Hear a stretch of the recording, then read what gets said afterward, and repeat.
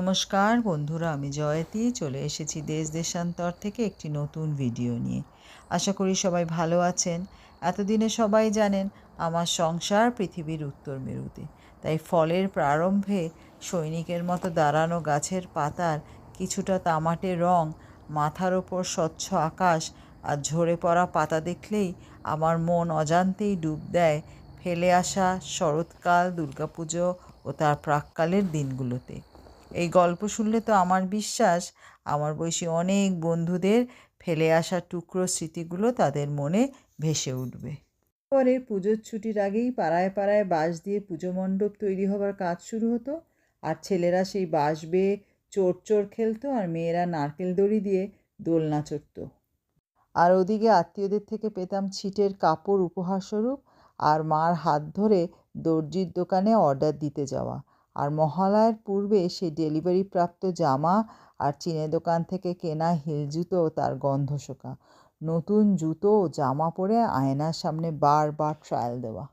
মনে পড়ে নতুন জামা কাপড় জুতো পরে আবার কিছুতেই সদর দরজার সামনে যাওয়া যেত না, পাছে কেউ দেখে ফেলে। বিকেলবেলা চলতো বন্ধুদের সাথে জোর আলোচনা, কার কটা জামা হয়েছে তাই নিয়ে। স্কার্ট আর ব্লাউজকে কিছুতেই দুটো ধরা যেত না, অনেকে তো মানতেই চাইতো না, সেই নিয়ে কী বচসা। আর ফিনিশিং টাচ হিসেবে টিপ, সাজগোজের জিনিস, ইমিটেশন দুল, হার কিনতে কিনতে কতগুলো সন্ধে যে কেটে যেত। এরপর ষষ্ঠীর দিন থেকে সাজগোজ শুরু হয়ে যেত। প্যান্ডেলে প্যান্ডেলে ঘোরাই ছিল আমাদের কাজ। অষ্টমীর দিন বেশ জামা পরা হতো। এই প্যান্ডেলের ঘুরতে ঘুরতে স্বল্প দীর্ঘ পায়ের পাতায় ব্যান্ডেটের যেন মেলা বসত। তারপর হঠাৎ করেই বায়োস্কোপের পর্দার মতো ষষ্ঠীর থেকে দশমীর দিনগুলো হুশ করে চলে যেত।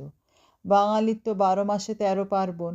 বিজয় দশমীর পরই আসতো কালী পুজো, ভাইফোঁটা। এদিকে অ্যানুয়াল পরীক্ষা প্রায় দোরগোড়ায়। বুক ধুরধুর করতো, হলে কি হবে? বইয়ের পাতার দিকে তাকালেই তো জলসা, বন্ধুদের সাথে আড্ডা, গল্পের কথা ভেসে উঠত। এদিকে পরীক্ষা তো দিতেই হতো। আসছে বছর আবার হবে মনে করে পড়াশোনায় মনোনিবেশ করতাম। আজকে আমার ব্লগটি এখানেই শেষ করছি। ভালো লাগলে একটা লাইক করে দেবেন ও কমেন্ট বক্সে লিখে জানাবেন যে আমার স্মৃতিচারণের সাথে কার কার ছোটোবেলার কথা মনে পড়ল ও মিলল। আজকে আসি, আবার দেখা হবে অন্য একটি ব্লগে। সবাই ভালো থাকবেন, সুস্থ থাকবেন।